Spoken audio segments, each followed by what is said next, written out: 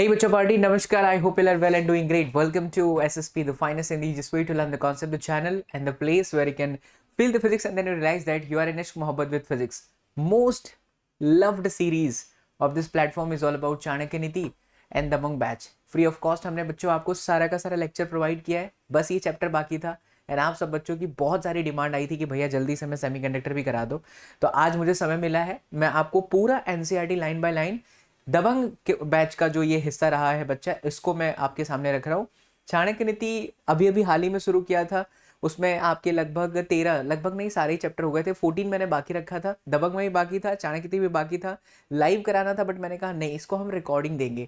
तो ये वीडियो बच्चा आप एकदम अच्छे से शांति से लास्ट तक देखना, आपको एक एक चीज समझ में आ जाएगा। सच्ची कहूँ तो आज मैं जो कुछ भी हूँ इस चैप्टर की वजह से ही हूँ। इस चैप्टर ने मुझे बाबा एसएसपी बनाया बच्चा लोग। सो ये most loved and most watched video जो होती है प्लेटफॉर्म की, यूट्यूब की, वो सेमीकंडक्टर की, यहाँ से बच्चे जो है देखना पसंद करते हैं। अगर आप पहली बार भी इस वीडियो को देखोगे तो आपको सेमीकंडक्टर के साथ 100% इश्क मोहब्बत हो जाएगा और आपको फिर यकीन नहीं होगा कि यार पहली बार में हमने पढ़ा और हमें इस जो है चैप्टर से पूरा प्यार हो गया।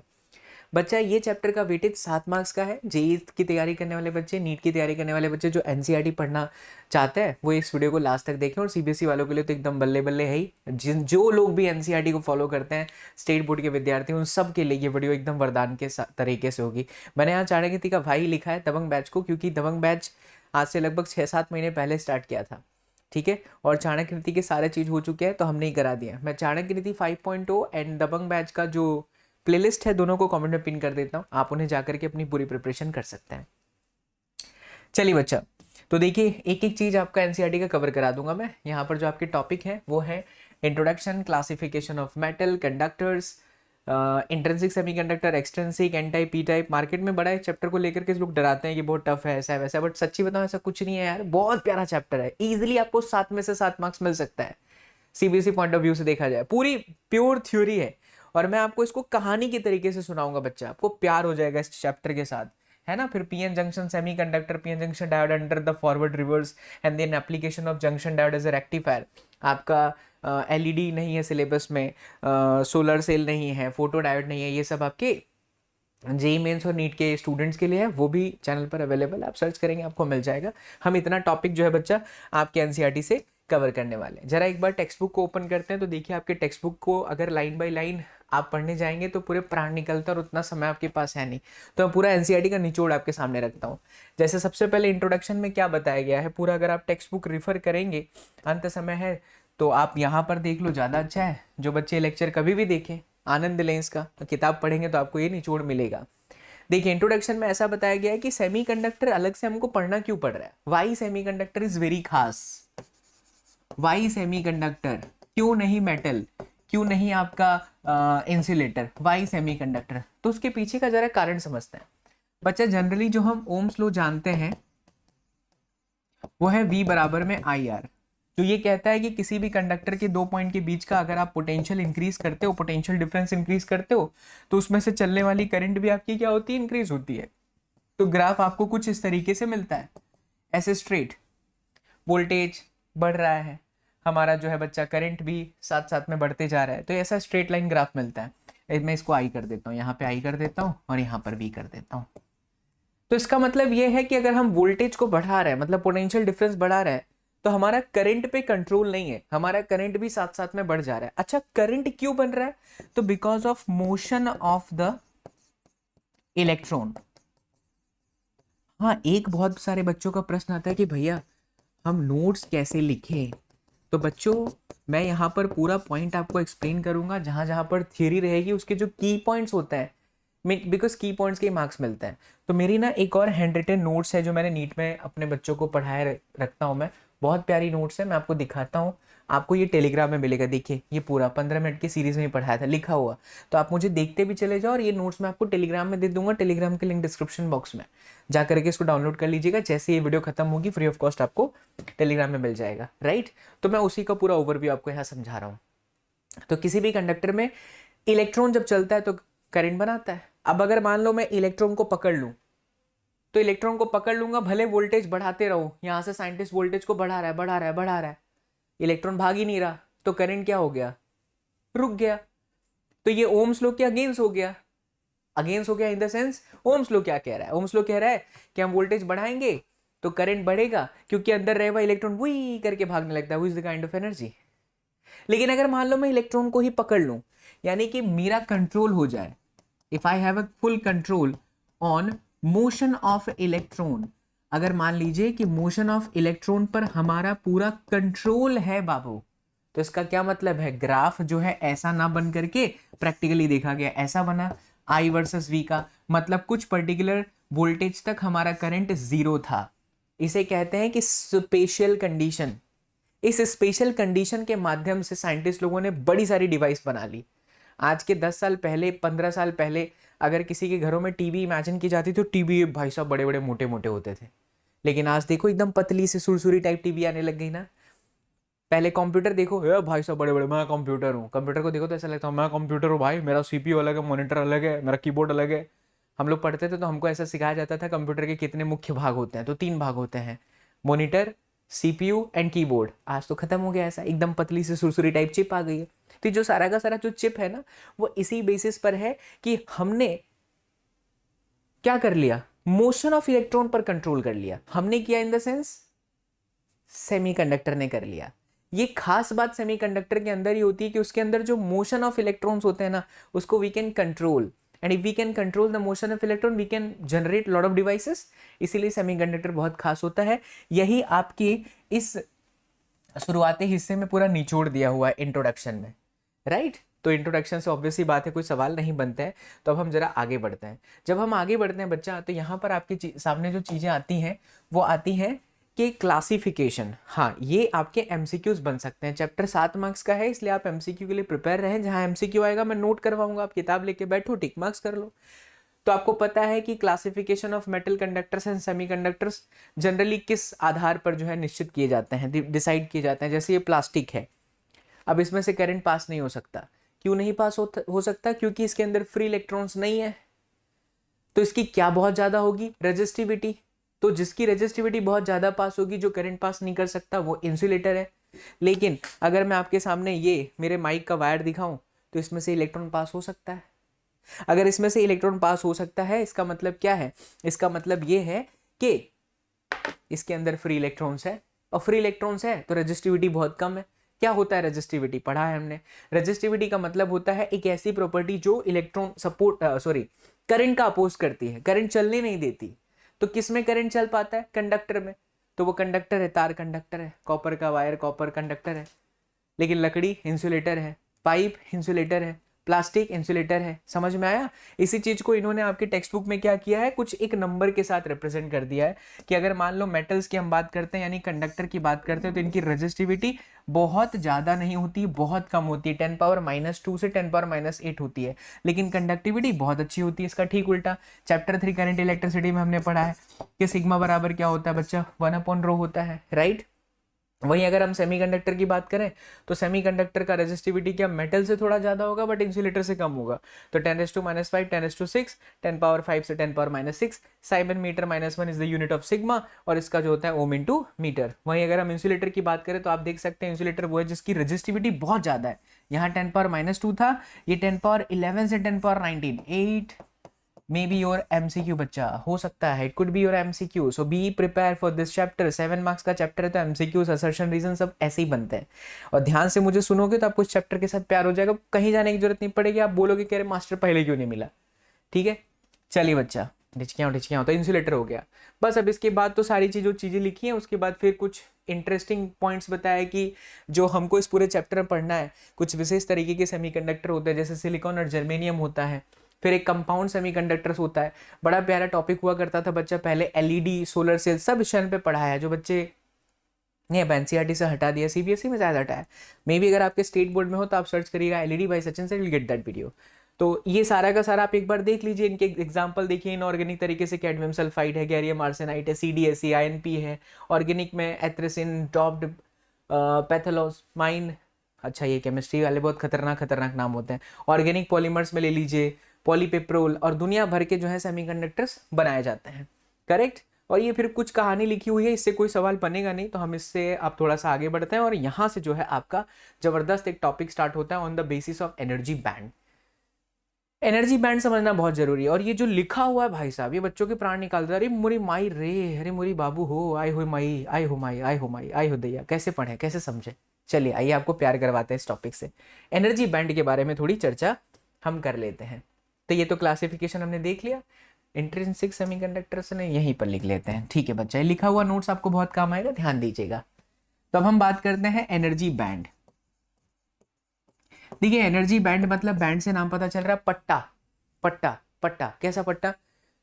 कम पट्टा, कम ऊर्जा वाला पट्टा, कम एनर्जी वाला पट्टा, ज्यादा ऊर्जा वाला पट्टा, उससे भी ज्यादा ऊर्जा वाला पट्टा। अभी है क्या सर? अजीब नाम है एनर्जी बैंड। थोड़ा समझते हैं, डीप डाइव करते हैं। आइए देखिए, अगर मैं किसी भी आइसोलेटेड एटम की बात करूं बच्चा, आइसोलेटेड एटम कैसे लिखना है तो मैं आपको पॉइंट बताऊंगा, पहले थ्योरी समझ लीजिए, पूरी कहानी ध्यान से सुनिए। अगर मैं एक सिंगल आइसोलेटेड एटम की बात करूं तो उसके अंदर जो इलेक्ट्रॉन की एनर्जी है, इलेक्ट्रॉन की एनर्जी है, वो जिस ऑर्बिट में रिवॉल्व कर रहा है उस पर डिपेंड करता है। Energy of electron in a single isolated atom is always depends on in which kind of orbit the electron is doing revolution. खतरनाक अंग्रेजी हो गई, हिंदी समझ लीजिए, हिंदी फील के साथ समझिएगा, इंग्लिश आप अपने आप बना सकते हैं। देखो किसी भी एटम के अंदर इलेक्ट्रॉन किस ऑर्बिट में घूम रहा है, ये होता है कि उसकी एनर्जी कितनी होगी। ये मैंने कैसे कहा? एटम वाले चैप्टर में आपने बोहर्स मॉडल तो पढ़ा था। बोहर्स मॉडल में आपने देखा था -13.6/n², हाइड्रोजन एटम के पहले ऑर्बिट में 13.6, फिर -3.4, फिर उसके बाद -1.51। मतलब हम जैसे जैसे ऑर्बिट्स का नंबर चेंज करते हैं हमारी एनर्जी डिस्क्रीट हो जाती है, एनर्जी बदल जाती है किसी भी एक सिंगल एटम के अंदर। लेकिन जब बच्चा हम सॉलिड की बात करते हैं तो सॉलिड के अंदर तो एटम्स बहुत पास पास आ जाते हैं, एटम्स आर वेरी क्लोज। ठीक, एटम्स बहुत क्लोज हो जाते हैं। तो उनके जो लास्ट ऑर्बिट के इलेक्ट्रॉन्स होते हैं, last orbit electron gets overlap. मतलब देखो एक एटम है तो उसके लास्ट ऑर्बिट का इलेक्ट्रॉन का एनर्जी कुछ है, जो भी है। लेकिन अगर बहुत सारे एटम है, मतलब सॉलिड है, मतलब क्रिस्टल है, तो ये चांसेस बढ़ गए ना कि ऑर्बिट, लास्ट वाले ऑर्बिट के जो इलेक्ट्रॉन्स है सब आपस में मिल गए। एकदम अच्छे से समझिए, जैसे जैसे कि हम हाइड्रो H2O का एक मॉलिक्यूल विचार कर रहे हैं, एक मॉलिक्यूल H2O। लेकिन अगर पानी आ जाए 1 लीटर तो उसमें तो चांसेस बढ़ गए ना कि सारे के सारे H2O बहुत पास आ गए। वही चीज यहां पर भी है कि अगर हम सिंगल आइसोलेटेड एटम का सोचते हैं तो यार उसकी एनर्जी ठीक है, लास्ट ऑर्बिट का जो इलेक्ट्रॉन का एनर्जी है वही है। लेकिन अगर सारे आ गए तो सबकी तो ओवरलैप हो गई। अब जब सारे के सारे ओवरलैप हो गए तब उसको डिफाइन करने के लिए साइंटिस्ट लोगों ने एक तरीका सोचा। क्या सोचा जरा उसको समझिएगा। उन्होंने ऐसा बोला कि चलो भाई सिलिकॉन, तुम बताओ तुम्हारे कंडीशन क्या है। तो सिलिकॉन ने बोला मेरा कंडीशन ऐसा है कि मैं पहले में 2 बिठाता हूं, दूसरे में 8 बिठाता हूं, तीसरे में 4 बिठाता हूं। 2 8 10 4। अच्छा, इसका electronic configuration 1s2 2s2 2p6 3s2 and then 3p2। p में टोटल कितने बैठ सकते हैं? हाँ जी बच्चा, तो एक फोन कॉल भी आ गया उसी के अंदर, हम मुद्दा से जो है थोड़ा हटे, बट कोई नहीं, वापस आता है। तो जैसे मैं यहाँ तक समझाया कि ठीक है सारे के सारे जो एनर्जी ऑफ इलेक्ट्रॉन सब ओवरलैप हो गए। अब उसमें अगर हम सिलिकॉन की बात करें तो सिलिकॉन का जो एटॉमिक नंबर होता है ये होता है, इलेक्ट्रॉनिक कन्फिगरेशन ये होता है। अब सिलिकॉन को देखिए तो लास्ट वाले ऑर्बिट में 2 है, लेकिन बैठ कितने सकते हैं? 4 और, क्योंकि पी की कैपेसिटी तो 6 की होती है। इसीलिए सिलिकॉन का जो स्ट्रक्चर होता है वो कुछ इस तरीके का होता है कि एक सिलिकॉन अपने जैसे 4 सिलिकॉन के साथ ऐसे ना एक एक इलेक्ट्रॉन की साझेदारी करता है, शेयरिंग करता है और बनाता है कोवेलेंट बॉन्ड। तो इफ यू सी सिलिकॉन का structure it will look like this, ऐसा दिखता है। अब बच्चा यहां पर बहुत ध्यान से समझने वाली बात यह है कि जब हम बात कर रहे हैं एनर्जी बैंड की और मैंने आपको ये बताया, तो यहां पर मैं आपको ये समझाना चाहता हूं कि अब अगर मान लो कि मैं इस क्रिस्टल के अंदर रहे हुए हर इलेक्ट्रॉन की एनर्जी चेक करूं तो ऑब्वियस सी बात है वो अलग अलग आएगा, क्योंकि कुछ इलेक्ट्रॉन इसमें क्या है, कोवेलेंट बॉन्ड में शांति से बैठ गए हैं। कुछ इलेक्ट्रॉन क्या है, सिलिकॉन के लास्ट वाले ऑर्बिट में घूम रहे हैं कि कोई हमें कुछ दे दे तो हम निकल जाए। Are you getting my point? इसको टेक्स्ट बुक में बड़े कॉम्प्लिकेट लैंग्वेज में लिखा है, मैं सिंपल करके समझा रहा हूं।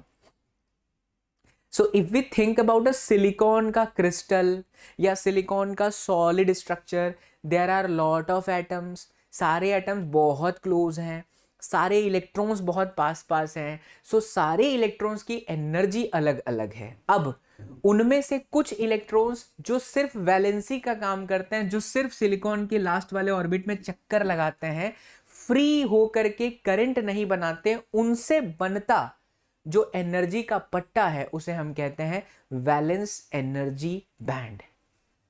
क्या कहते हैं बाबू? Valence energy band. अच्छा फिर से समझिए, जैसे मान लो इसके अंदर ना 100 इलेक्ट्रॉन है,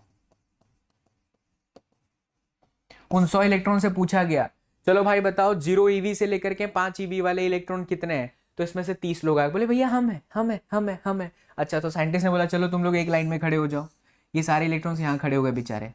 अभी जो सारे इलेक्ट्रॉन्स यहाँ खड़े हुए इनको बोला गया कि तुम लोग ना सिर्फ बैलेंसिंग का काम करते हो, चक्की पीसने का काम करते हो, आटा पीसने का काम करते हो, खाली बस काम करते रहते हो और कुछ नहीं करते, तो तुम्हारा नाम पड़ेगा बैलेंस एनर्जी बैंड के लोग।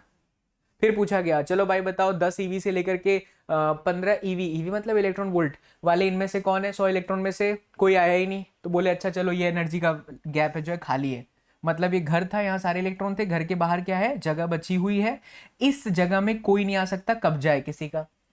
उसके बाद पूछा गया चलो भाई अच्छा ठीक है बताओ 10-15 ईवी से लेकर के 20 ईवी तक कौन से लोग हैं, है क्या कोई? सारे इलेक्ट्रॉन इसमें से जितने साइको थे सब बोले सर हम है, सर हम है, हमारी एनर्जी बहुत ज्यादा है क्योंकि हम फ्री हैं। उनको बोला गया अच्छा तुम लोग फ्री हो, तुम लोग करंट बना सकते हो, इसलिए तुम लोगों का नाम देते हैं कंडक्शन एनर्जी वाले लोग। जो करंट बना सकते हैं, जो फ्री होते हैं वो कंडक्शन में रहते हैं, जो फ्री नहीं होते हैं वो बैलेंस में रहते हैं। और जहां पर जिस एनर्जी के लोग ही नहीं रहते, ये दूसरी दुनिया है, यहाँ पर जो गैप दिख रही है ये दूसरी दुनिया, यहाँ कोई इलेक्ट्रॉन नहीं रहता, इसे ही बोला जाता है बच्चा एनर्जी गैप।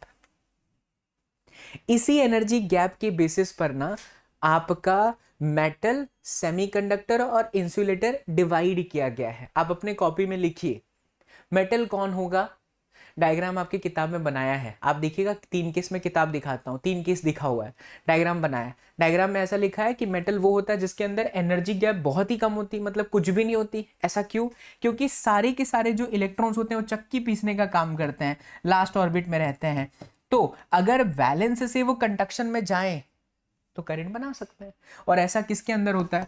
तो मेटल के अंदर होता है बाबू। तो मेटल वो है जिसकी एनर्जी गैप बहुत ही कम है, मतलब ऑलमोस्ट 0 है। दूसरा इंसुलेटर कौन है भैया? इंसुलेटर वो है जो करंट बना ही नहीं सकता।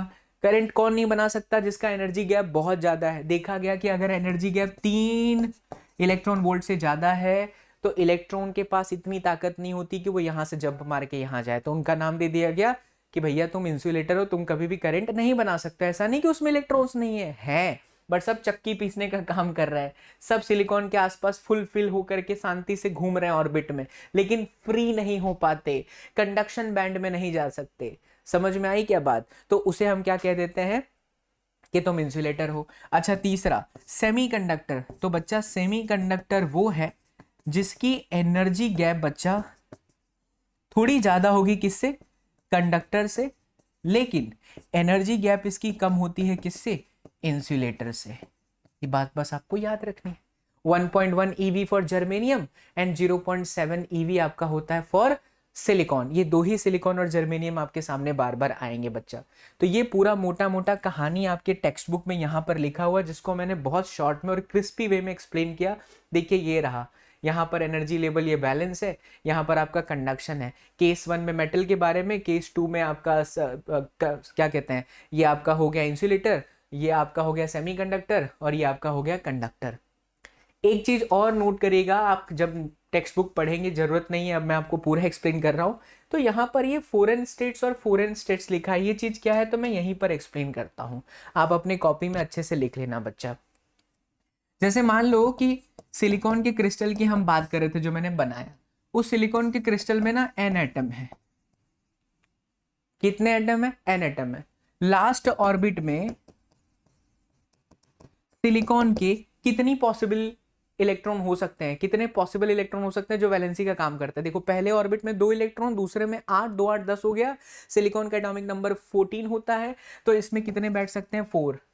मतलब कि लास्ट ऑर्बिट ऑफ सिलिकॉन के अंदर पॉसिबल इलेक्ट्रॉन्स कितने हैं? 4। तो पूरे क्रिस्टल के अंदर, टोटल क्रिस्टल के अंदर कितने हो गए बच्चे? 4n।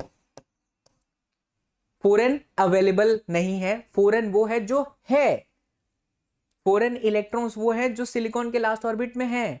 लेकिन लेकिन लेकिन आप केमिस्ट्री में पढ़ते होंगे, थोड़ा बहुत फिजिक्स में भी ये चीज है कि कोई भी ऑर्बिट अपनी जो उसकी एक कंस्ट्रक्शन होती है कि उसमें और कितने इलेक्ट्रॉन आ सकते हैं। तो हमने अभी भी देखा था ना कि लास्ट ऑर्बिट में 3p2 है, 4 और आ सकते हैं। अगर 4 और आ जाएं, 4 पहले से था, तो ये अपना कंडीशन पूरा कर लेगा कि नहीं कर लेगा। इसीलिए बोला जाता है कि अगर टोटल क्रिस्टल 4n है, टोटल क्रिस्टल के अंदर नंबर ऑफ इलेक्ट्रॉन्स 4n है, तो अवेलेबल कितने हैं? तो अवेलेबल होते हैं बच्चा 8n इलेक्ट्रॉन्स। अब इन 8n इलेक्ट्रॉन्स में से जो 4n इलेक्ट्रॉन्स की कैटेगरी है, जो चक्की पीसने, मैं चक्की पीसने काम तब कह रहा हूं जब इलेक्ट्रॉन्स कुछ नहीं करता, खाली शांति से काम करता है, लास्ट ऑर्बिट में है। तो इस 8n में से 4n वो हैं जो एब्सोल्यूट जीरो टेम्परेचर पर यहीं पाए जाते हैं।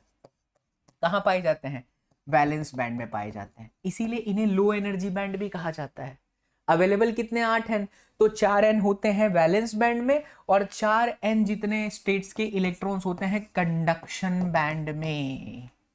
8n में से 4n इधर, तो 4n बचा कंडक्शन में। अब इसी के बेसिस पर डिवाइड किया गया है कि ये बहुत गैप कम हो, अगर एनर्जी गैप बहुत कम हो तो हमारा कंडक्टर है, बहुत ज़्यादा हो तो इंसुलेटर है, और अगर बहुत ही उसमें है, मॉडरेट लेवल पे है, मतलब कि कंडक्टर से ज़्यादा पर इंसुलेटर से कम, तो उसे हम क्या कहते हैं बच्चा? सेमीकंडक्टर। आई होप मेरे प्यारे बच्चों ये पूरी थ्योरी आपको बहुत अच्छे से समझ में आई है। एग्ज़ाम में आपको कैसे लिखना है, तो मैंने यहाँ पर जो है अपने नोट्स बनाए हैं। बाय द वे, कहाँ बनाए हैं, कहाँ बनाए हैं, कहाँ बनाए हैं भैया, एक सेकंड दीजिएगा। कहाँ कहाँ कहाँ कहाँ गया? ये रहा। तो ये मैं आपको टेलीग्राम में दे दूंगा, आप उसकी चिंता बिल्कुल नहीं करिएगा भैया। ये रहा बच्चा, कैसे लिखना है, तो इसके अंदर सारे पॉइंट्स है। देखो, एनर्जी बैंड के बारे में आपको लिखना है, कंडक्टर, इंसुलेटर और सेमीकंडक्टर। खैर ये आएगा नहीं एग्जाम में, लेकिन फिर भी अपने को आना चाहिए। आइए अब हम आगे बढ़ते हैं। तो अब हम बात करेंगे बच्चा इंट्रिंसिक सेमीकंडक्टर की। क्या होता है इंट्रिंसिक सेमीकंडक्टर? ये टाइप्स ऑफ सेमीकंडक्टर है, यहां से चीजें बहुत इंपॉर्टेंट स्टार्ट हो रही है। इंट्रिंसिक सेमीकंडक्टर का मतलब होता है प्योर सेमीकंडक्टर। बहुत ध्यान से देखना बाबू, अभी आपका पूरा क्लियर हो जाएगा। प्योर सेमीकंडक्टर का मतलब है कि जिसमें सिर्फ सिलिकॉन सिलिकॉन सिलिकॉन और सिलिकॉन ही है, कोई और यहां पर नहीं है। तो ऐसे सेमीकंडक्टर को हम कहते हैं प्योर सेमीकंडक्टर, जिसे हम कहते हैं इंट्रिंसिक सेमीकंडक्टर। लेकिन अगर मुझे इनकी प्रॉपर्टी की बैंड बजानी है, इसकी मुझे प्रॉपर्टी चेंज करनी है, if we have to change the property of this pure silicon, then मुझे क्या करना पड़ता है? बाहर से कुछ एटम मिलाया जाता है, एटम ऐड करने होते हैं। इसे हम अपने फिजिक्स की भाषा में कहते हैं कि हम बाहर से कुछ एटम को डॉप्ड कर दें तो प्रॉपर्टी चेंज हो जाएगा, और इस एटम के डॉप करने की प्रोसेस को ही कहा जाता है बच्चा डोपिंग। जैसे दूध में पानी मिला दिया तो दूध की प्रॉपर्टी की बैंड बज गई, वैसे ही बच्चा सेमीकंडक्टर के अंदर भी अगर हम एक सिलिकॉन को हटा के किसी को लगा दें तो इसकी प्रॉपर्टी की बैंड बच जाती है, प्रॉपर्टी चेंज हो जाता है। थोड़ा बहुत चेंज ही हो जाता है, वैसे भी जो आजकल आप दूधवा पी रहे हैं बच्चा, वो तो पूरी तरह से चेंज है, उसकी प्रॉपर्टी की पूरी ही बैंड बजी है ना। तो प्रॉपर्टी चेंज हो जाता है, इसको हम डोपिंग कहते हैं। अब डोपिंग भी दो तरीके की जाती है। एक ऐसी डोपिंग जिसके अंदर हम ऐसी इंप्योरिटी मिलाते हैं जो पेंटावैलेंट है, और दूसरी डोपिंग होती है जिसको हम बोलते हैं ट्राईवैलेंट। फिर से समझिएगा, प्योर सिलिकॉन जिसमें सिर्फ सिलिकॉन सिलिकॉन सिलिकॉन है, उसमें हमने बाहर से क्या किया? कुछ मिला दिया, प्रॉपर्टी चेंज हो गई। बाहर से मिलाने के प्रोसेस को हमने डोपिंग कहा। डोपिंग दो तरह की होती है, एक होता है जिसमें हम पेंटावैलेंट मिलाते हैं। पेंटावैलेंट कौन होता है? जिसके लास्ट ऑर्बिट में 5 इलेक्ट्रॉन हो। और ट्राईवैलेंट कौन है? जिसके लास्ट ऑर्बिट में 3 इलेक्ट्रॉन हो। तो पूरी तरह से प्रॉपर्टी चेंज हो जाती है। इसी के बेसिस पर सवाल बनता है, जो कि थ्योरी है, 2 मार्क्स में आ सकता है, कि difference between the n type and p type semiconductor. गिन के 4-5 मुद्दे हैं, ध्यान से सुनोगे अभी याद हो जाएगा। तो अब हम देखते हैं n type semiconductor and p type semiconductor. But before that आपके टेक्स्ट बुक का एग्जाम्पल 14.1 है, बड़ा ही सरल प्रश्न है। यहाँ पर पूछा जा रहा है, हाँ जी बच्चा, तो यहाँ कहते हैं कि carbon silicon germanium have the same lattice structure. सब में सेम है, जैसे कि सिलिकॉन में भी लास्ट में 4 है, जर्मेनियम की भी कहानी उसके जैसी है। तो कार्बन क्यों आपका सेमीकंडक्टर नहीं है? Why is insulator while silicon and germanium intrinsic semiconductors? तो बड़ा ही सिंपल सा आंसर है। वास्तव में कार्बन का जो स्ट्रक्चर देखा गया उसमें कंडक्शन बैंड में फ्री इलेक्ट्रॉन्स मिले ही नहीं, ऐसी उसकी प्रॉपर्टी है। अब जरा सोचो कि फ्री इलेक्ट्रॉन्स क्यों नहीं मिले। तो फ्री इलेक्ट्रॉन्स नहीं मिलने के पीछे का कारण रहा होगा कि एनर्जी गैप बहुत ज़्यादा रही होगी। अगर एनर्जी गैप बहुत ज़्यादा है तो इसका क्या मतलब है कि इलेक्ट्रॉन कंडक्शन बैंड में पहुंच ही नहीं सकता, और अगर इलेक्ट्रॉन कंडक्शन बैंड में नहीं पहुंच सकता मेरे प्यारे बच्चे, इसी वजह से वो क्या है, इंसुलेटर है। करेक्ट। चलो आगे बढ़ते हैं। अब हम बात करेंगे एक्सट्रिंसिक सेमीकंडक्टर की, जो मैंने आपको बताया। एक्सट्रिंसिक सेमीकंडक्टर बच्चा आपका दो तरह का होता है, एक होता है एन टाइप सेमीकंडक्टर और दूसरा होता है बच्चा पी टाइप सेमीकंडक्टर। हम दोनों को एक बारी करके समझते हैं। अब एक्सट्रिंसिक क्या है, तो इसका मतलब है कि ये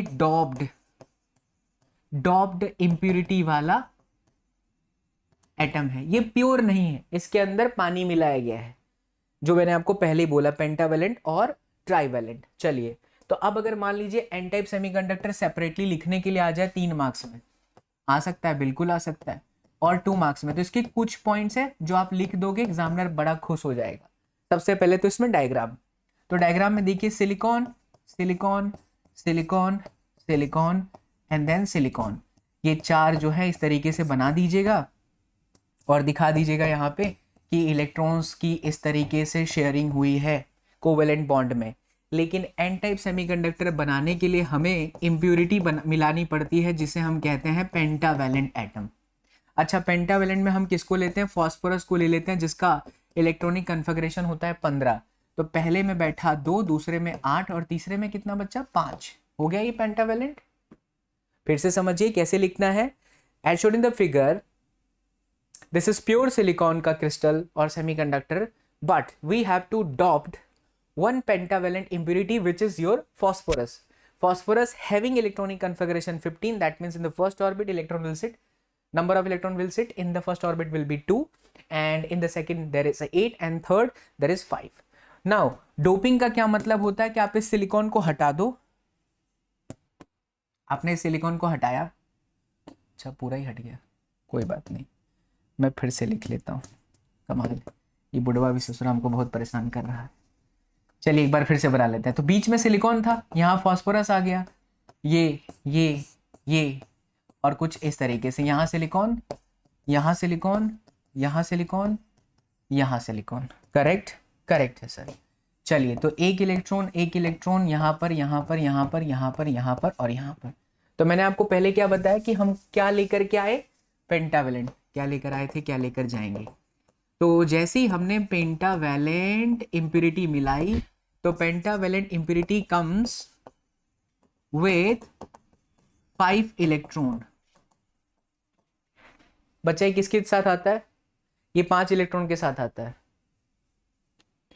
तो बच्चा जो पेंटावेलेंट है वो अपने साथ क्या लेकर के आया, 5 इलेक्ट्रॉन, क्योंकि लास्ट ऑर्बिट में इसके कितने बैठे अभी तो बताया, 2, 8 और 5, इसीलिए पेंटावेलेंट है। अब जरा सोचिए कि सिलिकॉन जब निकला तो सिलिकॉन कितने के साथ जुड़ा था, 4 के साथ, बट पेंटा आया कितने के साथ, 5 के साथ। तो हुआ ये कि सिलिकॉन की जगह पर फास्फोरस आया, लेकिन 5 इलेक्ट्रॉन के साथ। चाहिए कितना था, 4 ही ना। तो ये फास्फोरस अपने साथ जो 5 इलेक्ट्रॉन लेकर के आता है, वो 5 जगह पर जाकर सेट तो हो जाते हैं, लेकिन 1 इलेक्ट्रॉन बच्चा फ्री रहता है। सो हम ऐसे यहां पर थ्योरी लिखेंगे, comes with 5 electron, out of 5 electron 4 gets set with covalent bond. कितना बढ़िया नोट आपका बन गया, ठीक है। वैसे मैंने लिखा ही था बट फिर भी आपके लिए वापस लिख रहा, कोवेलेंट बॉन्ड, जबकि 1 रिमेन्स फ्री, जबकि क्या होता है, एक आपका फ्री रहता है बच्चों। तो इस तरीके से हम कह सकते हैं कि ये जो इम्प्यूरिटी हमने मिलाई, कौन सी, पेंटावेलेंट, इसने 1 इलेक्ट्रॉन का इस क्रिस्टल को दान कर दिया, इसलिए हम इसको बोलते हैं डोनार इम्प्यूरिटी। ये 1 मार्क्स का आपका बन सकता है एमसीक्यू। डोनार इम्प्यूरिटी मतलब पेंटावेलेंट, 1 इलेक्ट्रॉन का दान होता है। तो अब बच्चा सवाल यहाँ बनता है कि हम कितना मिला सकते हैं। ऐसा थोड़ी है कि अगर 1 लीटर दूध है तो उसमें 10 लीटर पानी मिला दो। देयर इज प्रॉपर रेशियो ना, कि 1 लीटर दूध है तो उसके अंदर कुछ मिलीलीटर जितना पानी मिलाते हैं, मिलावट वाले ताकि पकड़ाए नहीं। उसी तरीके से सेमीकंडक्टर की प्रॉपर्टी को भी जीवित रखने के लिए हम एक प्रॉपर रेशियो लेते हैं। वो प्रॉपर रेशियो क्या है, वो प्रॉपर रेशियो है कि 10 पावर 6 प्योर सिलिकॉन के अंदर सिर्फ एक इम्प्योरिटी मिलाई जा सकती है।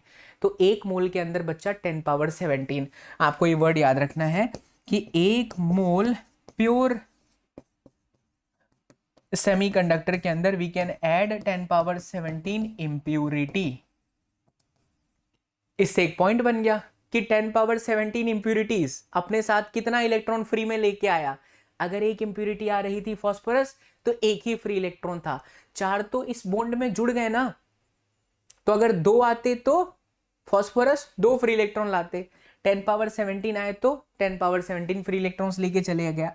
इस प्रकार से हम कह सकते हैं कि नंबर ऑफ इलेक्ट्रॉन सडनली बढ़ जाता है नंबर ऑफ होल से। इलेक्ट्रॉन की संख्या होल से बहुत ज्यादा बढ़ गई। अच्छा, होल क्या है तो अभी हम इसको आपको इस पॉइंट के साथ एक्सप्लेन करते हैं। इसको थोड़ा सा यहाँ पर रखते हैं और जरा एक बार कॉन्सेप्ट ऑफ होल पर चलते हैं। आइए, उसके लिए मैं मेरे पुराने स्लाइड पर जाऊंगा बच्चा। ये देखो यहाँ पर मैंने पॉइंट्स बनाए हैं, इसीलिए थोड़ा ये मेरे पुराने वाले हैंड रिटन नोट्स से बहुत इंपॉर्टेंट। आपके एनसीईआरटी में लाइन बाय लाइन लिखा नहीं, बट इसकी जरूरत पड़ गई, पहले के कंपेरिजन में सिलेबस कटा है। तो देखो, जैसे ये सिलिकॉन का क्रिस्टल है, दिख रहा है आपको अच्छे से बराबर। अब होता क्या है कि अगर मैं एकदम शून्य टेम्परेचर की बात करूं तो सारे के सारे इलेक्ट्रॉन्स कोवेलेंट बॉन्ड में बैठे हुए हैं, कोई भी फ्री नहीं है। तो ये बिहेव करता है इंसुलेटर की तरह। लेकिन जैसे ही हम इसको रूम टेम्परेचर पर इमेजिन करें, छोटा सा टेम्परेचर हमने दिया, तो टेम्परेचर जैसे ही दिया तो होता क्या है कि टेम्परेचर मिलते ही 3/2 केवीटी जितनी एनर्जी इसको मिल गई, टेम्परेचर रिलेटेड एनर्जी।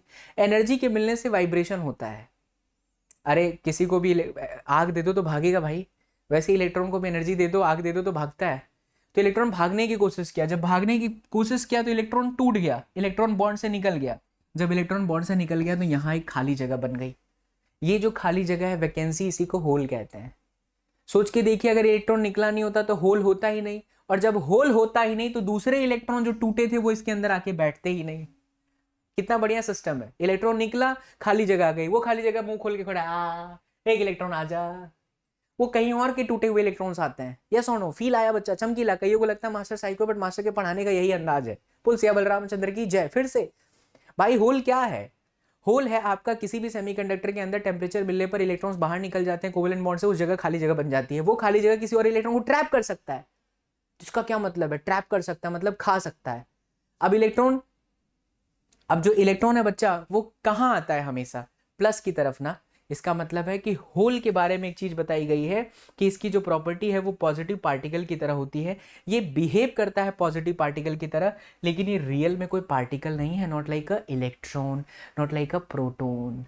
सो बस ये वाला जो पॉइंट है वो आपका होल से रिलेटेड है। तो हुआ ये बच्चा कि अल्टीमेटली जब हमने इसके अंदर लगातार एनर्जी देना शुरू किया तो नंबर ऑफ इलेक्ट्रॉन्स की संख्या नंबर ऑफ होल्स के कंपैरिजन में बहुत ज़्यादा बढ़ गई।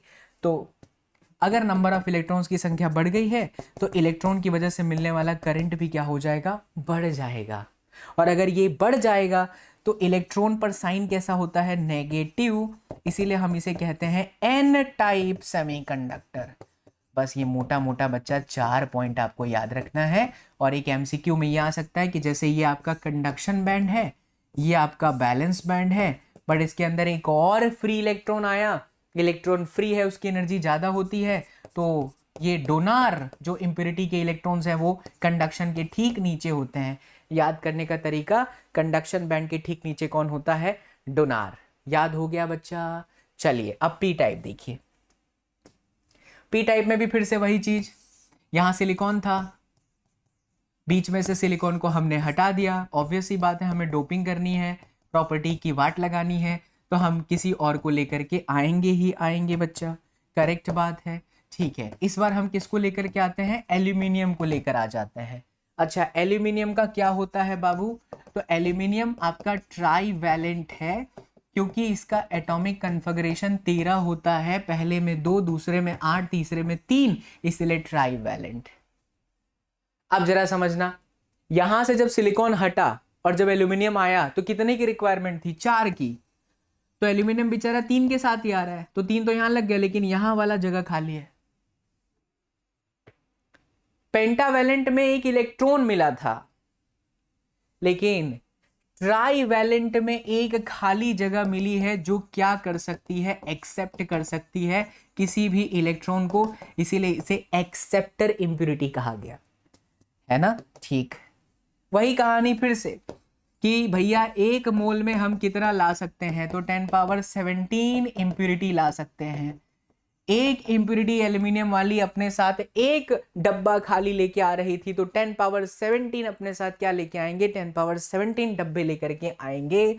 तो अल्टीमेटली बच्चों NH बढ़ जाएगा Ne से ज़्यादा, अल्टीमेटली बच्चों IH बढ़ जाएगा IE से ज़्यादा, होल ड्यू टू करंट।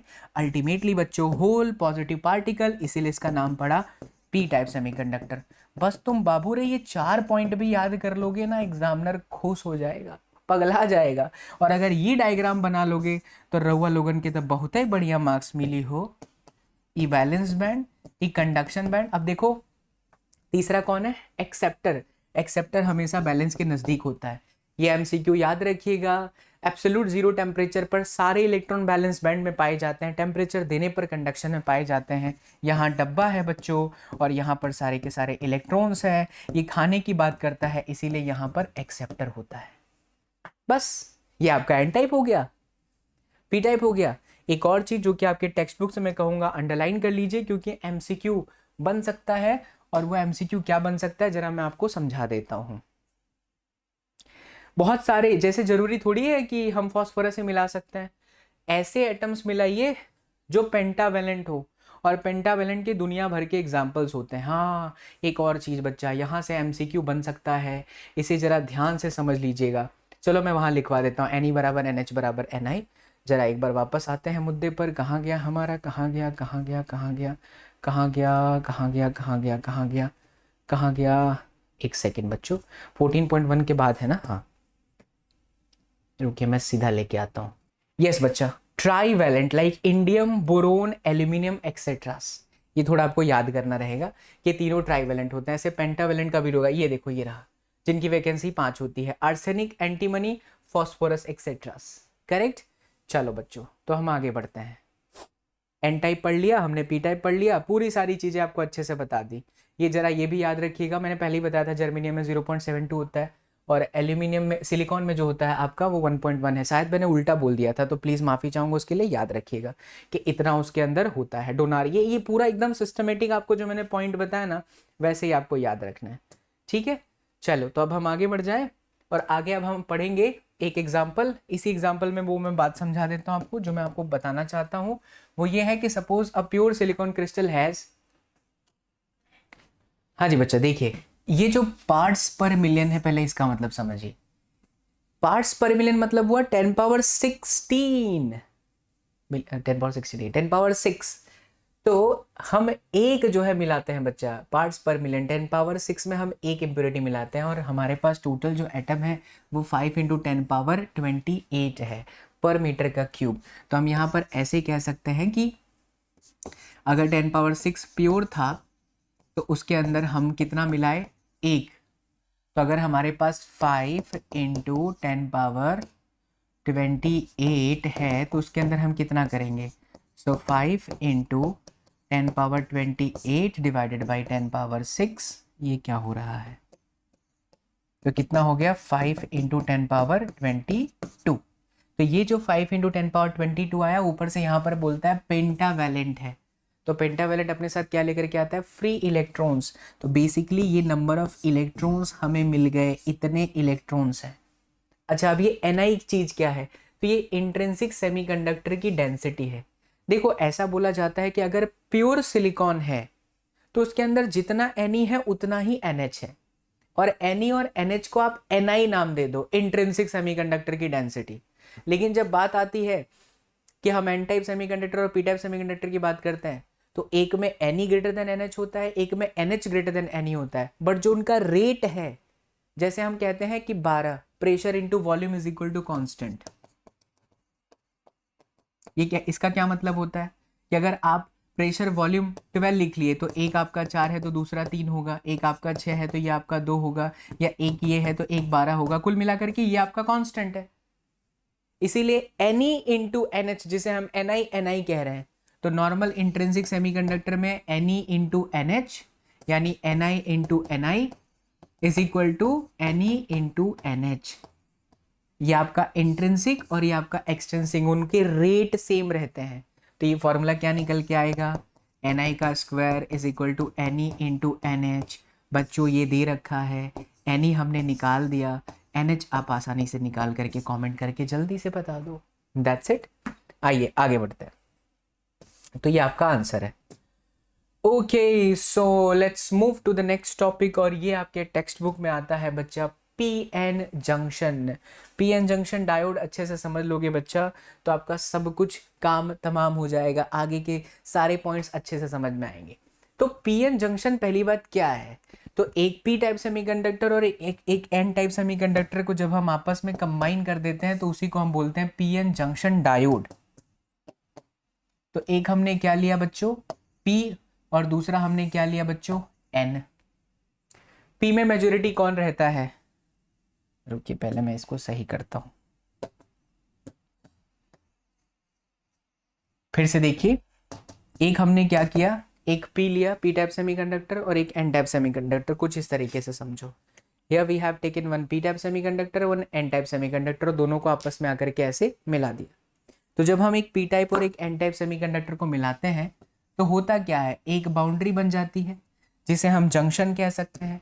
अच्छा, एन में मेजॉरिटी कौन है, इलेक्ट्रॉन्स। पी में मेजॉरिटी कौन है, होल्स। ये चीज क्या है, जंक्शन। तो एक हमने पी लिया और एक हमने एन लिया। इसका एक बड़ा अच्छा सा सवाल सीबीएसई ने अपने ऑफिशियल वेबसाइट में जो सैंपल पर दिया था उसमें पूछा था कि क्या ये पॉसिबल है कि एक पी और एक एन को आपस में मिला दें। तो इसका आंसर आता है कि नहीं। ऐसा थॉट लेकर के हम थ्योरी को समझने की कोशिश करते हैं, लेकिन ये पॉसिबल नहीं है। होता ये है कि जहाँ जंक्शन होता है, अगर मैक्रो लेवल पर हम चीज़ों को देखें तो उसमें बहुत सारे खुरदरापन होता है, तो अच्छी तरीके से पी और एन बैठता नहीं है। लेकिन हम कहानी को, थ्योरी को समझने के लिए समझते हैं कि पी और एन आपस में आके मिल गया। वास्तव में पी और एन नहीं मिले होते हैं, क्योंकि अगर आप इस सरफेस को भी आप अगर इसको देखोगे माइक्रोस्कोप से तो इसमें भी बहुत सारे ऊपर नीचे इस तरीके से रफनेस आपको दिखाई देगी। Got the point. चलो, तो एक हमने पी और एक हमने एन देखा, मिलाया उसको। तो अब बात करते हैं एट जंक्शन। देखो दूसरा मुद्दा जो आपको लिखना है, at junction there is a process known as diffusion. तो आप ऐसे लिखेंगे, अगर मान लीजिए थ्योरी आती है 2 मार्क्स में या 3 मार्क्स में बच्चा, तो आप इस तरीके से लिखेंगे कि at junction there is one p type semiconductor and there is one n type semiconductor.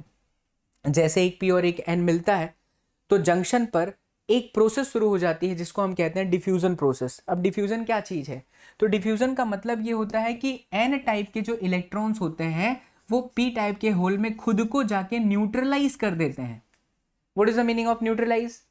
Electron का क्या मतलब होता है, माइनस, और होल किसकी तरह बिहेव करता है, प्लस। तो माइनस प्लस के साथ गया और खुद को न्यूट्रलाइज कर लिया, खत्म हो गया। इस प्रोसेस को क्या कहा जाता है, इस प्रोसेस को कहा जाता है डिफ्यूजन। डिफ्यूजन का डायरेक्शन कहां से कहां है, एन से पी, और डिफ्यूजन प्रोसेस की वजह से एक करंट बनती है बच्चों जिसे डिफ्यूजन करंट कहते हैं। My dear friend, diffusion current का जो डायरेक्शन होता है बच्चा वो फ्रॉम एन से क्या होता है, पी। ये आपका एमसीक्यू बन सकता है, असर्शन रीजन बन सकता है। समझ में आई बात। तो जरा इसके ठीक नीचे एक और डायग्राम बनाते हैं।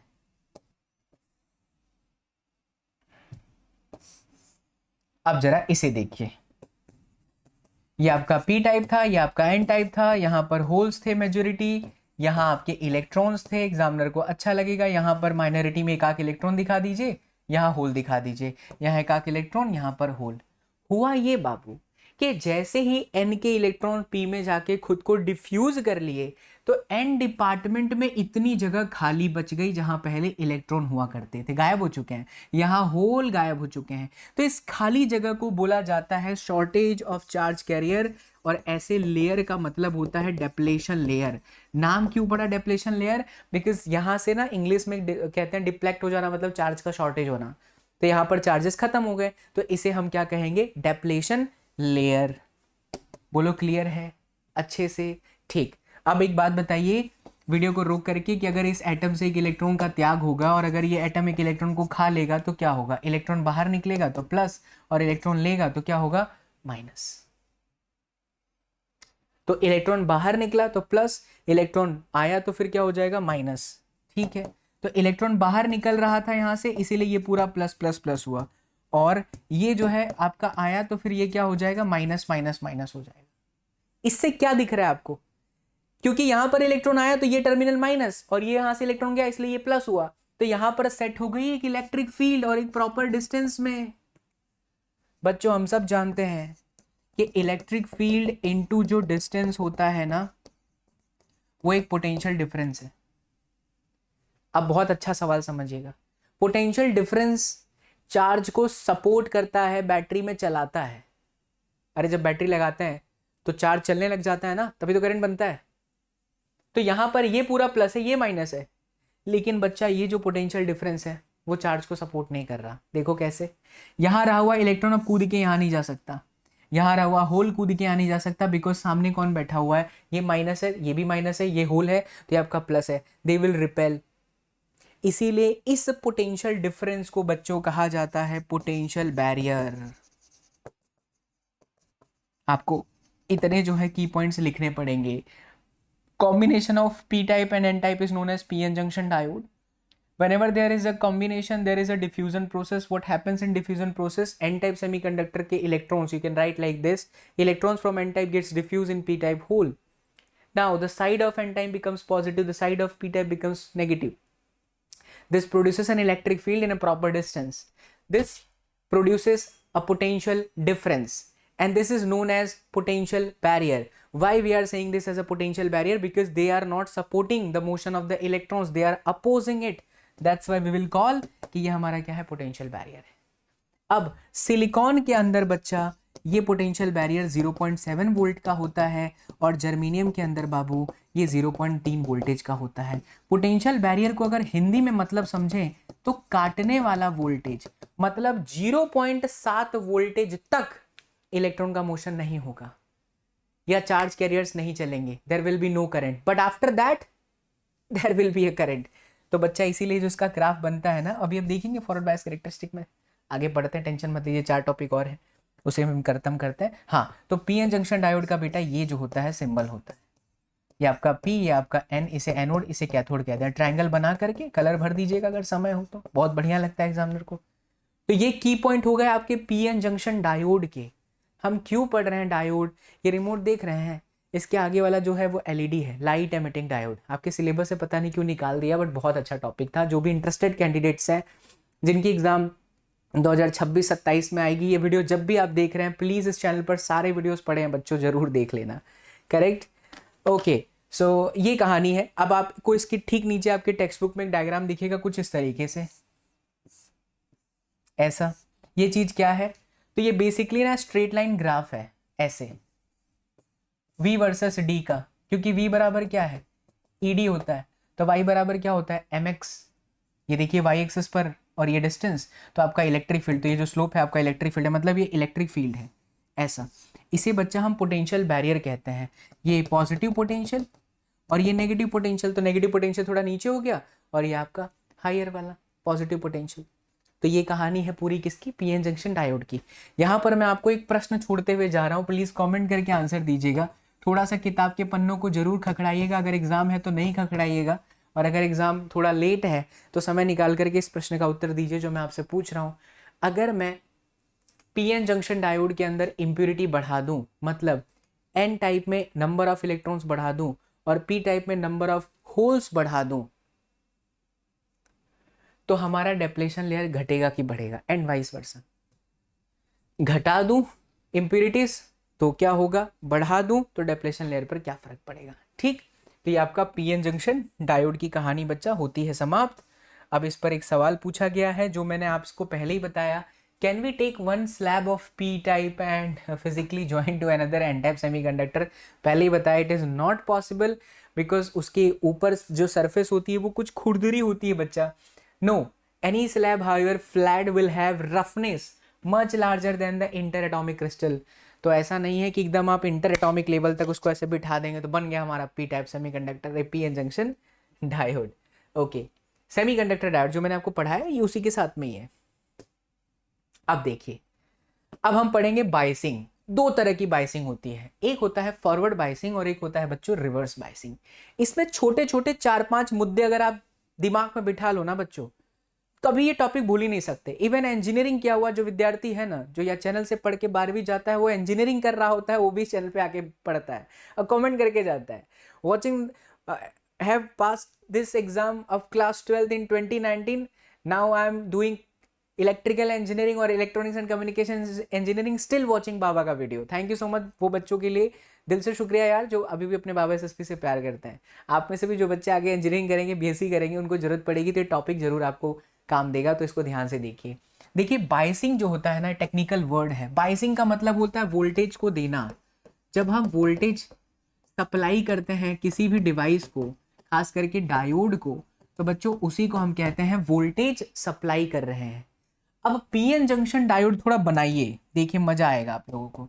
ये आपने पीएन जंक्शन डायोड बनाया, समझना। हाँ, ये P ये N, यहाँ मेजोरिटी कौन था? होल। अच्छा, एग्जामिनर आपका ये सब डायग्राम बहुत चेक करेगा तो ध्यान से, ठीक। ये आपकी क्या है? इलेक्ट्रिक फील्ड है। अगर हम इसको वोल्टेज देंगे तो वोल्टेज देने का क्या तरीका है? वोल्टेज देने का तरीका है कि एक टर्मिनल पॉजिटिव, दूसरा नेगेटिव होता है। मेरी भाषा में याद रखिएगा, अगर आप सीधा कनेक्शन कर रहे हैं, जैसे मैं अंग्रेजी में कह दूंगा ट्रू कनेक्शन।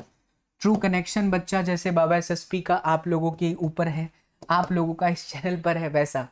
तो P को अगर आप पॉजिटिव टर्मिनल देख रहे हैं, देखिए P तो पॉजिटिव, और N को अगर आप नेगेटिव दे रहे हैं, सच्चा कनेक्शन दे रहे हैं, P को प्लस दिया आपने, N को माइनस दिया, तो इस तरह के बायसिंग को ही कहा जाता है बच्चा फॉरवर्ड बायसिंग। ऐसा करने से हुआ क्या?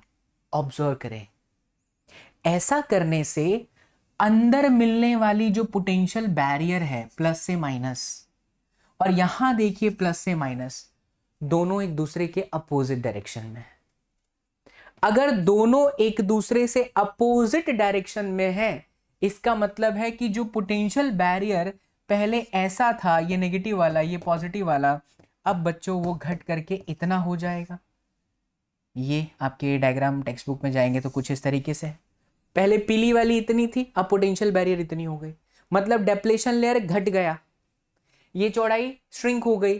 तो हम यहां क्या लिखेंगे?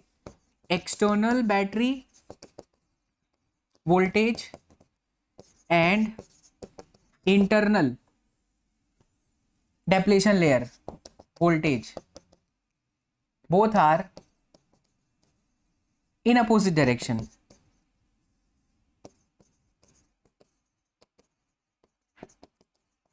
hence depletion layer decreases. And मेरे प्यारे लाल बाल गोपाल, अगर डेप्लेशन लेयर घट जाएगा तो इलेक्ट्रॉन को कूदी मार के P में जाने में बहुत आसानी रहेगी। तो P टाइप में इलेक्ट्रॉन N टाइप से जंप मार के आसानी से जा सकता है। इसी के वजह से ये फॉरवर्ड बाइसिंग है। इसी के वजह से कई साइंटिस्ट इसे एक्टिव मोड ऑफ डायोड भी कहते हैं। करंट बनेगा क्योंकि इलेक्ट्रॉन चल रहा है, तो जो करंट बनता है वो बच्चा मिली एम्पियर के फॉर्म का करंट बनता है because of this kind of connection. तो हमें क्या क्या याद रखना है? बहुत ही सिंपल है। पीएन जंक्शन डायोड में अगर मैं P को प्लस दूं, N को माइनस दूं, तो ऐसा होने से ये हो जाता है कि डेप्लेशन लेयर छोटा हो जाता है, इलेक्ट्रॉन जंप मारता है, करंट बना सकता है, करंट मिली एम्पियर के फॉर्म का बनता है, इसलिए इसको फॉरवर्ड बायसिंग कहते हैं। टेक्निकली इसका ग्राफ बनाया गया प्रैक्टिकल करके, तो ग्राफ कुछ इस तरीके की आई। ये आपका था फॉरवर्ड बायस वोल्टेज और ये आपका था करंट, मतलब इस डायोड को अलग अलग वोल्टेज अलग अलग करंट दो तो ग्राफ कुछ ऐसा बना। ये आपको क्या शो करता है? ये आपको ये शो करता है कि यहां तक, इस वोल्टेज तक हमारा करंट 0 है बिकॉज ऑफ बैरियर। अरे इसमें बैरियर वोल्टेज था ना 0.7 का, तो ये वाले वोल्टेज से सडनली करंट बढ़ा, इसको हम थ्रेशोल्ड वोल्टेज भी कहते हैं या नी वोल्टेज भी कहा जाता है। आई बात समझ में? तो फॉरवर्ड बायसिंग सेपरेटली आ सकता है या फॉरवर्ड बायसिंग और रिवर्स बायस में डिफरेंस आ सकता है, तो इन्हें आप इस तरीके से याद रखें। आइए रिवर्स बायस। तो रिवर्स बायस के केस की कहानी को समझते हैं बच्चा। सबसे पहले आप क्या लोगे? डायग्राम क्या बनाया यहाँ पे आपने? एक P टाइप, एक N टाइप, ठीक है। चलिए ये देखो P में कौन था बच्चा? तो P में आपका मेजॉरिटी होल था, एक आग इलेक्ट्रॉन दिखा दो। इसमें मेजॉरिटी कौन था? इलेक्ट्रॉन, एक आग होल दिखा दो। एक आग इलेक्ट्रॉन, एक आग होल। ये आपका प्लस, ये आपका माइनस, ये डायरेक्शन। अब हम पहले ही आपको बता दिए ये कनेक्शन फॉल्स कनेक्शन होगा, मतलब P यानी पॉजिटिव को देखो नेगेटिव दिया, P को नेगेटिव दिया और इसको हमने क्या दिया, पॉजिटिव दे दिया। करेक्ट है? यस, बिल्कुल करेक्ट है। तो ये नेगेटिव और ये आपका पॉजिटिव। चलिए ऐसा करने से क्या हुआ, अगर हम P को नेगेटिव देते हैं और N को बच्चा हम पॉजिटिव देते हैं, तो इस तरह के कनेक्शन को हम कहते हैं फॉल्स कनेक्शन, गलत कनेक्शन, और इसे ही हम कहते हैं रिवर्स बायस। अब आप यहां देखिए, एक्सटर्नल बैटरी का जो वोल्टेज है वो प्लस से माइनस, और ये देखो प्लस से माइनस, दोनों सेम डायरेक्शन में हो गया कि नहीं? तो इससे जो आपका पोटेंशियल बैरियर था जो इतना रहा था, अब वो सडनली बढ़ जाएगा, इतना हो जाएगा। क्यों? क्योंकि दोनों सेम डायरेक्शन में है। हमने ये देखा है ना कि अगर दो इलेक्ट्रिक फील्ड एक ही दिशा में हो तो ओवरऑल इलेक्ट्रिक फील्ड बढ़ जाती है। वैसे ही दोनों ही, ये वाला बैटरी वोल्टेज और ये दोनों बैटरी वोल्टेज सेम हो गया, प्लस से माइनस सेम है, तो इसकी वजह से करंट बढ़ जाएगा, सॉरी जो डेप्लेशन लेयर है वो बढ़ जाएगा। अगर डेप्लेशन लेयर बढ़ गया तो अब आप खुद सोचो, विचार करो और कमेंट करके जवाब दो वीडियो को रोक के, क्या आसानी होगी इलेक्ट्रॉन को यहाँ आने में? नहीं। तो यहाँ पर हम क्या लिखेंगे, external battery and internal depletion layer battery. असलियत में बैटरी नहीं, पोटेंशियल डिफरेंस ही है। Both gets set in opposite direction, दोनों ही क्या हो जाते हैं बच्चा, अपोजिट डायरेक्शन में हो जाते हैं। और अगर दोनों अपोजिट डायरेक्शन में हो जाते हैं, इसका क्या मतलब हुआ कि आपका डेप्लेशन लेयर बढ़ जाता है, और हम यहां लिखेंगे electron can not jump easily from N to P, hence in reverse bias no current forms। हालांकि ये स्टेटमेंट बड़ा कॉम्प्लिकेट हो जाएगा, नो करंट फॉर्म्स। ऐसा क्यों?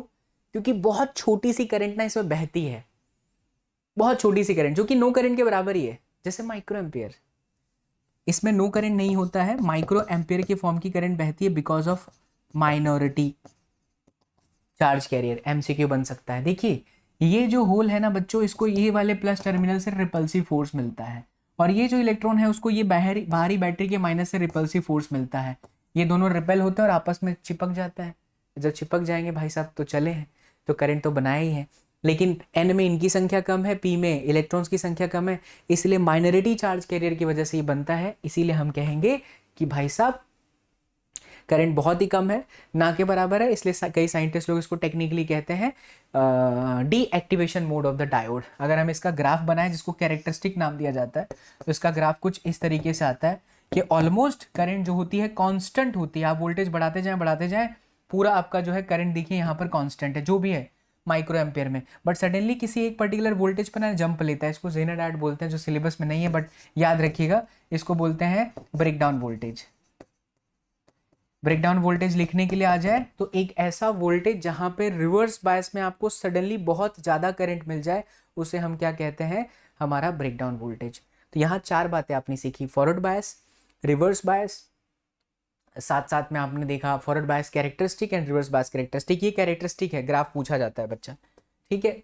आइए आपके टेक्स्ट बुक का एक एग्जाम्पल। अब ये एग्जाम्पल हम आपको देते हैं बाबू लोग होमवर्क। काहे लिए होमवर्क दे रहे हैं? आप यूट्यूब पर खाली सर्च मारिएगा, इतना तो आप कर ही सकते हैं हमारे लिए।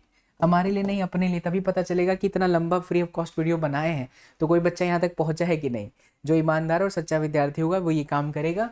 यूट्यूब पर आपको सर्च करना है semiconductor NCERT solution bye SSP sir. आपको ये वीडियो सबसे टॉप पे दिखेगी, वहां से इसका सॉल्यूशन निकालो और इसको खुद से करो। वैसे भी R बराबर V/I है, it is very easy, but do this बच्चा, इट इज़ वेरी इंपॉर्टेंट। आ जाओ, अब हम पढ़ेंगे rectifier, application of junction diode as a rectifier. Rectifier क्या होता है? रेक्टिफायर एक सर्किट होता है। जैसे मान लीजिए ये एक सर्किट है, ये सर्किट किस लिए यूज़ किया जाता है? ये सर्किट यूज़ किया जाता है कि हमारे घरों में जो सिग्नल आती है वो AC है, बट बहुत सारे ऐसे डिवाइस है जिनको डायरेक्ट सप्लाई चाहिए, तो बीच में कोई मीडियम तो चाहिए ना जो AC को DC में बदल दे। वो कौन होता है? वो रेक्टिफायर सर्किट करता है। तो रेक्टिफायर सर्किट का असलियत में जो काम है वो AC को DC में कन्वर्ट करना है। तो हम सबसे पहले पहला पढ़ेंगे हाफ वेव और इसी के बाजू में मैं बनाऊंगा फुल वेव। बहुत ध्यान से देखिएगा, सबसे मेन इंपॉर्टेंट इसमें डायग्राम होता है, उसी का मार्क्स होता है। तो ये हाफ वेव रेक्टिफायर का डायग्राम है। ये आपका एसी सोर्स जहां पर आपका इनपुट इस तरीके से आएगा, और ये डायग्राम देख करके आप अंदाजा लगा सकते हैं कि ये ट्रांसफार्मर है।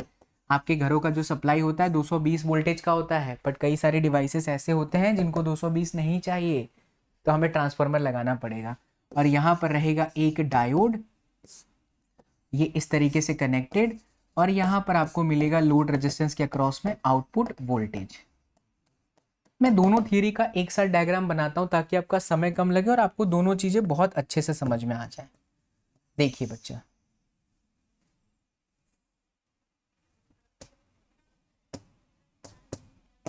ठीक है, अब हम बात करते हैं फुल वेव रेक्टिफायर।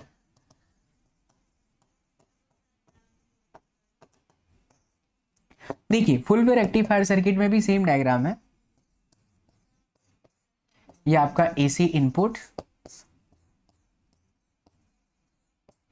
यहां पर दो पीएन जंक्शन डायोड होगा, ये आपका D1, ये आपका D2, और ये बच्चों इस तरीके से कनेक्ट रहेगा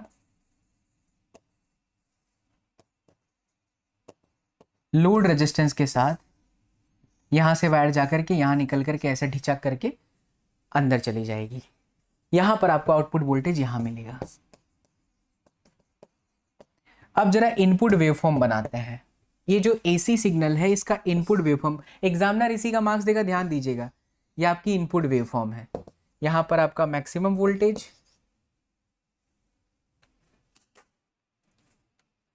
हाँ जी बच्चा आ जाइए, देखिए तो ये हमारा इनपुट वेवफॉर्म है। अब इसका डायग्राम बहुत ध्यान से देखना है। ये 0 है, ये π/2 है, ये पाई है, ये 3π/2 है, और ये आपका 2π है, राइट।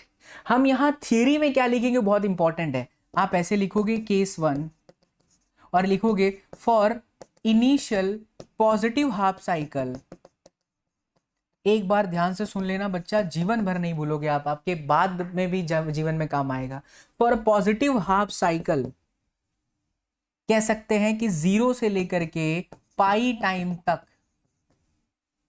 0 से लेकर के पाई टाइम तक हमारा ये प्राइमरी कॉइल, ये सेकेंडरी कॉइल का S1 टर्मिनल पॉजिटिव रहा होगा, उसके रेस्पेक्ट में नेगेटिव रहा होगा। अरे ये पॉजिटिव है ना, तो उसके रेस्पेक्ट में पॉजिटिव थोड़ी हो सकता है, तो नेगेटिव हो सकता है यार। यहां पर भी वही केस 1 में सेम इनपुट वेवफॉर्म भी सेम इसी तरीके की, यही सेम डायग्राम बच्चा। ये आपका 0, ये आपका π/2, ये आपका पाई, ये आपका 3π/2, ये आपका 2π। करेक्ट है, करेक्ट है। ये आपकी इनपुट वेवफॉर्म है। अब हम आउटपुट वेवफॉर्म बनाएंगे। ये हमारी इनपुट वेवफॉर्म है, ये हम आउटपुट वेवफॉर्म बनाएंगे। जरा समझते हैं मेरे प्यारे बच्चों, समझते हैं। 0 से लेकर के पाई सिग्नल पर, 0 से लेकर के पाई सिग्नल पर S1 पॉजिटिव है, यहां पर हम डाल देते हैं S1 पॉजिटिव और S2 आपका नेगेटिव। आप बताइए कौन सा डायोड फॉरवर्ड बायस में हो गया। यहां तो खैर एक ही डायोड है, ये P को डायरेक्टली प्लस मिल रहा है, ये फॉरवर्ड बायस में, तो अब यहां लिखेंगे diode is in forward bias. यहां आप क्या लिखेंगे, केस 1 में सारी कहानी सेम, लेकिन D1 फॉरवर्ड बायस में है ये, क्योंकि इसके P को प्लस मिल रहा है। यहां देखिए ना, इसके P को N मिल रहा है, तो ये तो रिवर्स बायस हो गया। तो डायोड D1 फॉरवर्ड बायस और डायोड D1 रिवर्स बायस। अच्छा, फॉरवर्ड बायस का क्या मतलब होता है कि ये डायोड अपने में से करंट को जाने देगा। अगर ये डायोड अपने में से करंट को जाने देगा, इसका मतलब है कि करंट यहां से भी पास होगी। अगर बच्चा करंट यहां से भी पास होगी तो हमें इसके रिस्पेक्ट में आउटपुट वोल्टेज मिल जाएगा, क्योंकि I इंटू आर क्या होता है, वोल्टेज होता है, करेक्ट। तो अब जैसे ही हम यहां देखते हैं आउटपुट वेवफॉर्म में, तो हमको आउटपुट वोल्टेज ऐसा मिलता हुआ दिखता है। यहां पर भी मिलेगा। यहां पर देखिए करंट ऐसे गया, यहां से नहीं जा सकता क्योंकि ये ब्लॉक है रास्ता, तो करंट यहां से चला जाएगा, यहां से पास होगा, और जैसे ही पास होगा तो हमें आउटपुट वोल्टेज मिलेगा। मतलब इसके रिस्पेक्ट में हमको आउटपुट वोल्टेज भाई साहब मिल गया।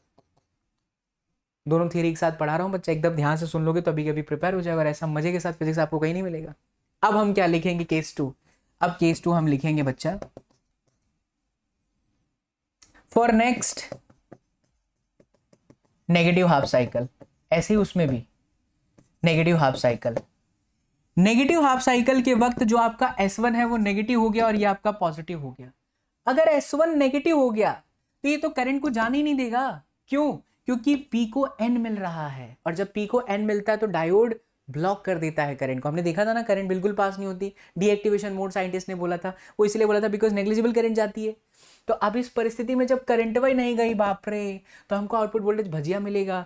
तो अगर हम भजिया इन द सेंस जीरो, तो इस वाले नेगेटिव इनपुट पर देखते हैं कि हमारा आउटपुट जीरो रहता है, ये डब्बा खाली है। फिर पॉजिटिव आया बच्चा, केस 1 रिपीट हो गया, फिर आउटपुट वोल्टेज मिल गया। फिर बच्चा आया नेगेटिव, रिपीट।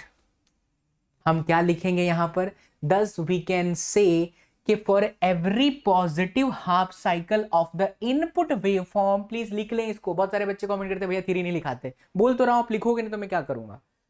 दिल से अगर ईमानदारी से वीडियो देख रहे हो तो लिखो, for every positive half cycle of the input wave form we are getting the output, for the negative we are not getting the output. हम हाफ पे ही प्राप्त कर रहे हैं ना आउटपुट, इसीलिए इसका नाम पड़ा है हाफ वेव।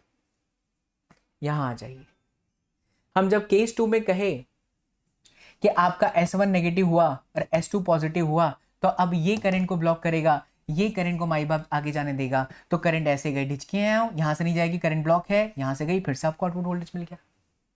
तो इसका क्या मतलब है? इसका ये मतलब है बच्चा कि हम नेगेटिव पर भी आउटपुट वोल्टेज देख पा रहे हैं। यहां पर भी हमको आउटपुट वोल्टेज मिला।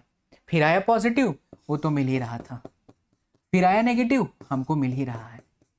इस प्रकार से हम ये कह सकते हैं कि फॉर एवरी पॉजिटिव और negative half cycle we are getting the output wave form, that's why this is known as full wave rectifier circuit. ये कहानी हर साल पूछी जाती है बच्चा पेपर में। पॉजिटिव हाफ साइकिल, अरे सॉरी, रेक्टिफायर सर्किट, और इसे जो जितना अच्छा चित्र बना करके प्रेजेंट कर देगा वो बच्चा, वो बच्ची पूरे में से पूरा मार्क्स लेकर के आएगा, वो हकदार भी है। तो लगभग 1 घंटे 6 मिनट के अंदर पूरा NCERT कवर कर दिया है आपके सामने। अब ये आपके हाथ में है कि आप इसका कितना फायदा उठाते हो। बहुत अच्छा लगेगा बच्चा अगर आप एक प्यारा सा मीठा सा कमेंट लिख के जाओगे। तो नए आए हो चैनल पर तो सब्सक्राइब कर लीजिएगा, बिकॉज बहुत सारे अमेजिंग कंटेंट फिजिक्स का इस चैनल पर मिलते हैं, मिलते रहेंगे और जीवन काल के अंत समय पर मिलते रहेंगे। ठीक है, चलो बच्चा, और कुछ है इसके अंदर? नहीं, खत्म हो गया।